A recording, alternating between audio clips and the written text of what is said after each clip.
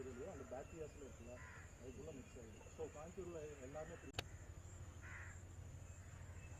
அப்புறம் பார்த்தீங்கன்னா இந்த சாலிட் சப்ஸ்டன்ஸ் எல்லாமே ஓப்பன் பண்ணி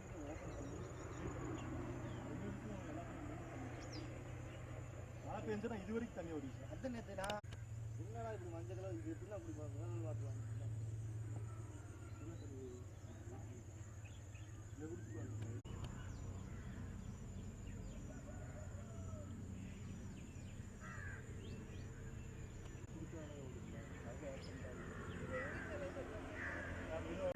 அந்த ஹில்ஸ்டேன் வருது. அங்கே போய் பார்க்கலாம். இப்போ அந்த பக்கத்தில் அந்த தோப்பு இருக்குறாங்க கண்ணம்பு, அந்த பக்கத்தில் அங்கே போய் பார்த்தா வாட்டர் ரொம்ப கிளியராக இருக்கும். எழுதுறங்க நேரம் அதில் இந்த ஸ்டேட்டாக வரும். பல டைம் சொல்லிடுறேன், எதுவும் கேட்கலைங்க. மாதிரி பசங்கள்லாம் இது மீன்லாம் இருக்குடா அது இந்த இடத்துல அந்த இது பாருங்க, அந்த பள்ளத்தக்கமாக இருக்கலாம், அதுதான் உள்ள குட்டி விடுறது. ஸோ அந்த சைடும் இருக்கு, அங்கிருந்து இருக்காங்க.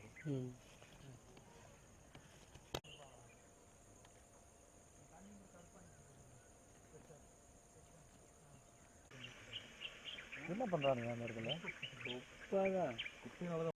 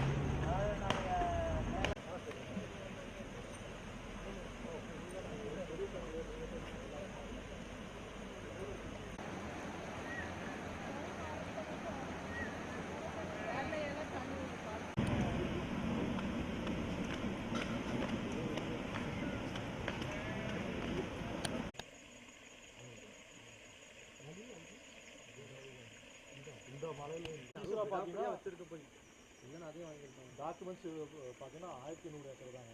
அது 900 ஏக்கர் அது கரண்ட் வந்துட்டு போன எலெக்ஷனோட இப்போ இஷ்யூ வந்துச்சு.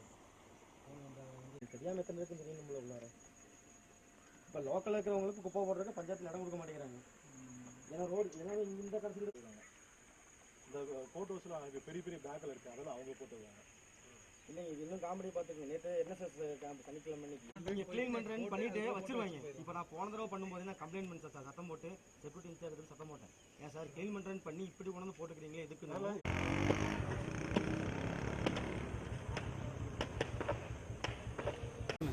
வணக்கங்க, என் பேர் ராம்குமார். நான் இந்த ஊரில் தான் இருக்கேன், சாடிவேயில். நான் பூர்வீகம் இதுதான். கோயம்புத்தூரில் பார்த்தீங்கன்னா கோயம்புத்தூரோட பேக் போன் பார்த்தீங்கன்னா நொயல் நதி தான். நொயல் நதி எங்கே ஆரம்பிக்குன்னா சிறுவாணி ஃபுட் ஹில்ஸ், அதாவது சாடிவேலேருந்து ஆரம்பிக்குது.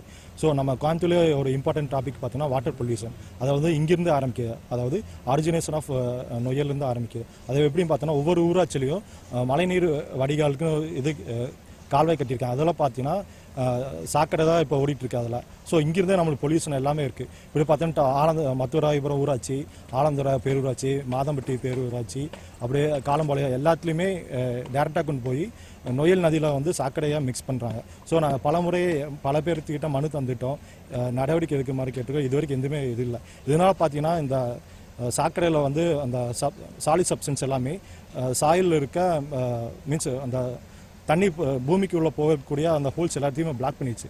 இதை காரணம் பார்த்தீங்கன்னா இங்கே இருக்க சுற்றுப்பகுதியில் இருக்க எந்த விவசாய நிலத்துலையும் நிலத்தடி நீர் மட்டும் 1000 அடிக்கு கீழே தான் இருக்குங்க. முதல்ல 200 அடிக்குள்ளேயே இருந்துச்சுங்க. அப்புறம் பார்த்தீங்கன்னா நொயல் பயிர் எல்லாமே இங்கே ஏரியா ஃபுல்லாக பார்த்தீங்கன்னா மீன்ஸ் ஃபாரஸ்ட் ஒட்டி தான் இருக்குது. ஸோ வனவிலங்குகளும் இந்த தண்ணியை அந்த கண்டாமினேட்டட் வாட்டர் தான் குடிக்கும். ஸோ அதனால் வனவிலங்குகளுக்கு பாதிப்பு இருக்குது.